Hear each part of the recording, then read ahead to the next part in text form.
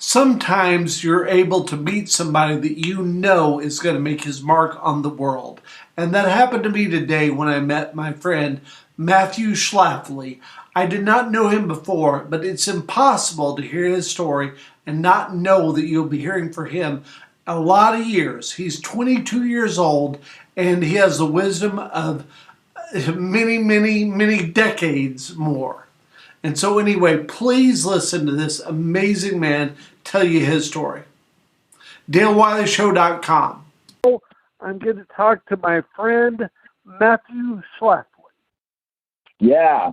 So what's going on, man? Well, not much. I'm just doing this podcast, and I really wanted to reach out to you because it sounds like you have as interesting a story as anybody I've heard. Yeah, I definitely have. I definitely have a story. Okay.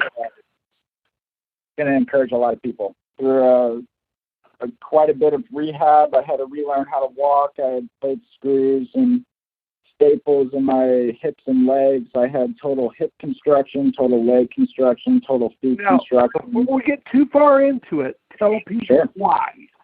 Tell people why you had to do that. Yeah, so when I was 2 years old, I was diagnosed with spastic dysphagia, cerebral paralysis. And the word spastic meant that the muscles in my legs were tight all the time. So the surgeries I had was to take out the spasticity in my legs, my hips, and all the joints by the dorsal rhizotomy I had in 2005, which was to cut all the sensory nerves, 33.5% of my sensory nerves in my legs were cut to remove the spasticity completely. That's crazy. So tell me how that works. And so tell me now, how are you now? I'm doing great. I'm very fortunate. I'm walking. I'm able to talk. My grandmother is Phyllis Schlafly, and she was a phenomenal speaker, and she was a politician. And Donald Trump came to a funeral, and that was such an honoring and humbling feeling. And I want to live on her legacy in terms of how can I best get my message out there to as many people as I can, as fast as I can, so that it would help other people. In turn, they would realize and it will identify why there's so much judgment and bullying in this world. Because the hardest people are ourselves. We're very hard on ourselves, and I'm very hard on myself. Definitely. And so I realized I had a story that is inspiring. I've heard from hundreds of people feedback saying that this is what you need to go into. And so later on, I was still working, and I was slowly figuring out what I really want to do. But again, condensed it down into what you just read. What, in my opinion, a very phenomenally written essay. And it was all my work, 100%, my editing and everything. So I realized I could send this out to doctors, to nurses, to guidance counselors, to teachers, to teacher assistants, to friends and family. And then this girl that I met on Facebook, she has a website, and she sort of does this, sort of the same stuff. Her name is Julia. And what's her name, though? What's her full name? Julia what? Julia Savage. Okay. Savage. And so that's the link that I sent you, the Choose Hope Project. That's her website. And I have a website currently, but I am developing one. And so she was kind enough to post my essay on her website, and then she posted on Facebook, and then I shared it on my Facebook. And between the two of us, we amassed about 25 reshares. And meanwhile, I I had sort of a fan base that people would contact me, and they related to me on several topics. It doesn't matter if you have cerebral palsy or a mental disorder. You know, we have more in common with people than you think. We don't know anything about each other, but, you know, you can't tell me that, you know, at one time or another you struggle with abandonment or something like that, or some emotion about anger or something. And I write a post about that, and I get feedback from people who either know me or don't, who say, I have that. I am with you on that. You know, and that's what I realized. I can turn this into a business. Now, I can speak to a vast majority of people. I would love to travel the world giving talks about my story. I think I could do a lot of great things for a lot of great people. Okay. And so anyway, let's go back to, tell me about those surgeries. And so in other words, your condition is spastic cerebral palsy. Is that how you say that? Yeah, spastic cerebral diplegia. Palsy. Yeah, spastic diplegia cerebral palsy. It's easy for me to say. Yeah, no, I'm with you on that. And so anyway, tell me what effects does that have right now for you, like today? Yeah, so right now, my strength in my lower body is not equivalent at all to my upper body. So the first time I walked, I was 2 years old, and that's about a year later than the average person to walk, you know, to begin walking. But I would crawl around.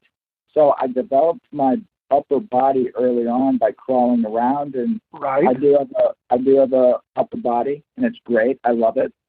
But my lower body is, you know, it's weak. It's tight a lot. There is some pain here and there. Is it still tight? Even with all the surgeries, is it still tight? Yeah. So it's still there. So the surgery completely took out the spasticity in my muscles. But I still have cerebral palsy. There's no cure for that yet. Right. And so how does that affect you? You know, between you and me, in my opinion, it doesn't affect me at all. Really? As much as I was gracious enough to have an amazing set of parents, and my grandmother Phyllis Schlafly and my aunt Eleanor Schlafly. You know, they helped with the financials to be able to pay for the countless surgeries and rehab and reconstruction and whatnot. It costed a lot of money. Yeah. It costed a lot of money. And so without them, I would definitely be in a wheelchair, you know, for sure. Without the money, I couldn't have the surgeries I wanted to. But let me tell you. So the dorsal rhizotomy, we went up to St. Paul, Minnesota. That's in Gillette, and I'm sorry, it's Gillette Hospital. That was the hospital. It's in Minnesota, and their procedure over the dorsal rhizotomy was to make a longer incision on my back. So I have about 1.5 foot long scar on my back. Wow. Where they went in and they selectively cut sensory nerves that linked to my lower body. Okay. And that helped greatly. However, now I can't feel my legs at all. That's just the harsh truth of that. Right. That's what's going to happen. But the alternative for that dorsal rhizotomy would have been a procedure done here in St. Louis, Missouri, where they would make a small incision about, less than 6 inches on my back. But they would cut 50% of your sensory nerves versus 33.5%, because they would cut a large strand of the sensory nerves versus selectively cutting them like they did up in Gillette. So, you know, without my parents researching what was the best procedure for me, and without all the financial resources, I would be definitely 100% screwed up. I would be in the wheelchair, and I would not be able to talk very well, and my brain would be damaged a lot more. Okay. Because having a conversation with you, it sounds like you're completely, you know, able to talk. Yes. You know. Yeah. I'm very fortunate and grateful that I can talk and I can walk, and not many people are grateful over that unless you have something like cerebral palsy, where you see other kids who can't even walk or can't even talk. You know. So. Yeah. I mean, really, it sounds like now that you're probably able to have a really good prognosis for where you go from here. Is that right? Yes. That's amazing. That's incredible. And so tell me about all the different surgeries that you had to go through to get to this point. Right. So the first one was in 2005, the dorsal rhizotomy. I told you a little bit about that. Right. In 2007, I had total leg and feet reconstruction, where even though the dorsal rhizotomy took out my spasticity 100%, my leg bones were still twisted. They needed to straighten them out. So they would break my legs and they would piece them back together straight. And they did that by plates and screws and staples. And then the feet reconstruction, I had what was known as, I was developing rocker foot, which means most people have arches in their feet. Sure. Rocker foot is the complete opposite of an arch that you would typically have in your feet. So my toes and my ankles were almost bending upwards instead of kind of down. Uh-huh.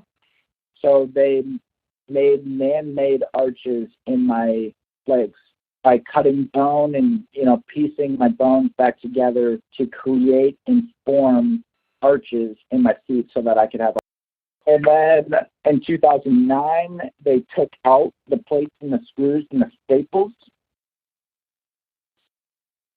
Okay. And then 2015, they did what's called a cut and lengthen in my left leg.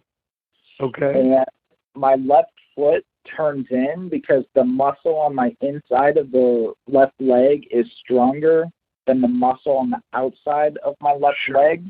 So naturally, when I lift my foot off the ground, it turns inward. So they cut and lengthen that, and my left foot still turns in a little bit, especially when I'm tired. I'm typically lazy when it comes to walking, believe it or not. But it did help to some degree. It does not turn in as much. Everything Matthew had to talk about was interesting, and go to DaleWileyShow.com to learn more. And also, please keep listening to 15-Minute Miracles and everything else that we're trying to do to bring miracles and people's stories to the world, because everybody's got a story to tell. Hit like and subscribe to the Facebook channel, and please listen in for more.